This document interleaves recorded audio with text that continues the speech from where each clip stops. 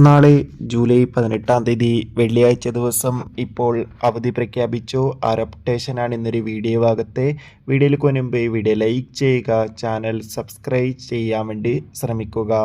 സംസ്ഥാനത്ത് കനത്ത മഴയായിരിക്കും നാളെ എന്ന് ഇപ്പോൾ കാലാവസ്ഥാ നിരീക്ഷണ കേന്ദ്രം അറിയിച്ചിട്ടുണ്ട്. കനത്ത മഴയെ തുടർന്ന് ഇന്ന് വ്യാഴാഴ്ച ദിവസം ഏകദേശം 5 ജില്ലയിലെ വിദ്യാഭ്യാസ സ്ഥാപനങ്ങൾക്ക് ജില്ലാ കളക്ടർമാർ അവധി പ്രഖ്യാപിച്ചിട്ടുണ്ടായിരുന്നു.